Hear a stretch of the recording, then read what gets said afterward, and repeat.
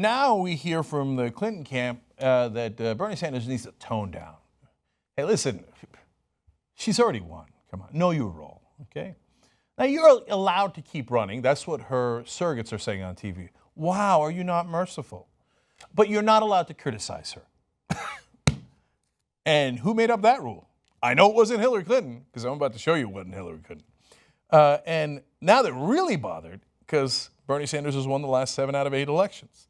So all of a sudden, the guys who told you Bernie Sanders has no chance are in a panic and viciously attacking Bernie Sanders. Why would you bother doing that if you think he has no chance? Oh, maybe you think he does have a chance. Okay, so I want to remind you guys what Hillary Clinton supporters were called back in 2008. Now, some of you will remember this. They were called Pumas.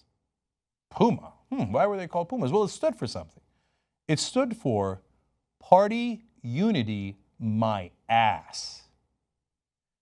The reason her supporters were called that back then was because she was trailing.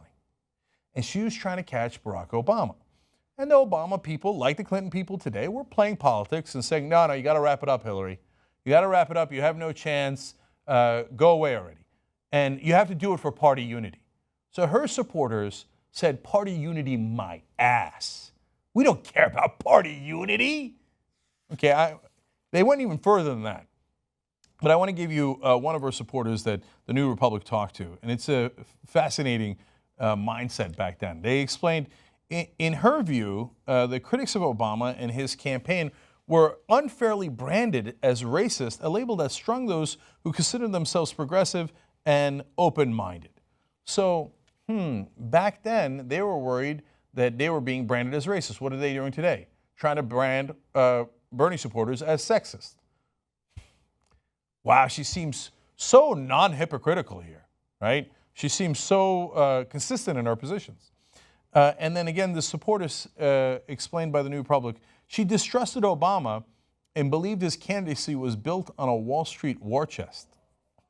How is that for ironic? Yeah, I can't have Obama. He takes too much Wall Street money. Hillary, we think you take too much Wall Street money. How dare you? Are you impugning my motives? You better go, bow your head because of party unity. Oh, back when I was trailing? Party unity, my ass. Okay.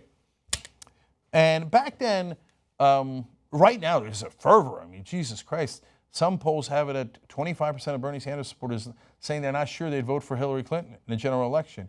And the Democrats and the established media furious. How dare you endanger the Democrats' chances of winning in the general election? Well, I'm sure that back then, among the Hillary Clinton supporters, thanks to her encouragement of the Democratic Party, that number was nearly 0%, right? I mean, nobody was threatening not to vote for Obama. I mean, that's what I hear in the media, right? Well, let's go and find out. This is from CNN back then. Just how badly is the Democratic Party divided, they ask, in 2008.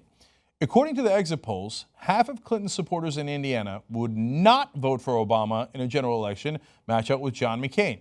A third of Clinton voters said they would pick McCain over Obama, while 17% said they would not vote at all. Just 48% of Clinton supporters said they would back Obama in November. Way more than the number of people that are now saying that they might not vote for Hillary Clinton in the general election. About half of her voters said, Obama, no, I don't care about party unity. I don't care about the Democratic Party. We're in this for Hillary Clinton and Hillary Clinton only. And she aided, abetted, and encouraged that at the time.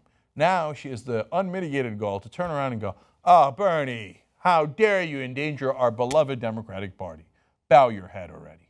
Well, when the shoe was on the other foot, you were not at all interested in that, Hillary.